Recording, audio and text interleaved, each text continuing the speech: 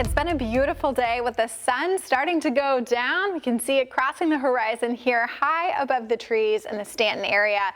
Lots of clear skies all day today, which did end up giving us a really nice day. But now we're starting to cool down. Already in the 40s for Big Rapids, although most of us are in the 50s. Kalamazoo and Benton Harbor at 56 are the warm spots. We also have a breezy east wind at 10 to 15 miles an hour. Looking further back to the west, it's pretty comparable with our temperatures. There are some slightly warmer temperatures from Minnesota back through a lot of Illinois where they're almost in the 60s, but really nothing significant popping out until we look back into the northern plains and the mountain west. And that's where there is another system moving through. That one has some more significant cooler air with it, but it's not going to be impacting us mostly because this big high pressure to our north and east will be sticking around for several days.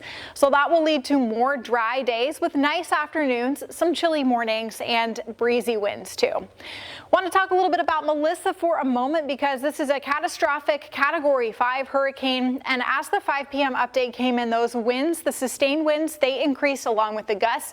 We're now looking at 175-mile-an-hour sustained winds within this very compact hurricane and gusts of 215 miles an hour. As if that was not enough, it's only moving at 3 miles an hour, and Jamaica is in what we call the front right quadrant of Melissa, meaning they're getting the worst of the wind and the rain with the way that the storm is rotating. And with it being such a very, very slow movement, these conditions are ongoing for a long time, making it even worse for the island country.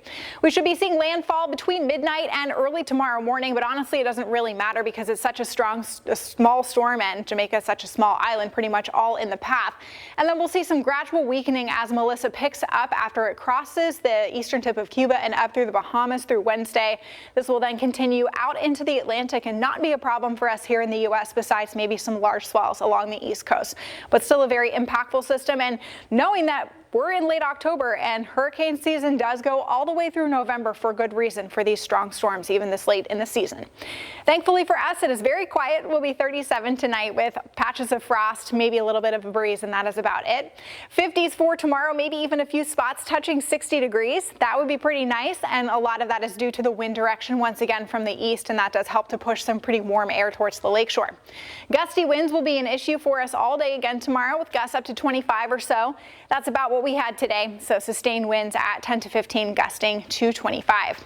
Big low pressure system coming out of Colorado will travel across the Tennessee Valley and then kind of zip up towards the northeast, and this is going to be an indirect thing that we have to worry about in our forecast, not because we're going to see any rain from it, but as this moves away on the back side of this low pressure system, we will have increasingly gusty winds and a wind direction change. And that's going to help lead to some of these little lake enhanced showers by Friday. And Friday is Halloween, so you may want to prepare for at least some scattered showers here and there during your trick-or-treating time. And even going into Saturday, we'll see more of these scattered showers. I think Saturday there's a better chance of seeing some widespread showers compared to Friday, but that could be an issue for us, especially along the lakeshore. Don't forget to Sunday morning, we fall back with that extra hour of sleep. Temperatures this week look to stay pretty flat.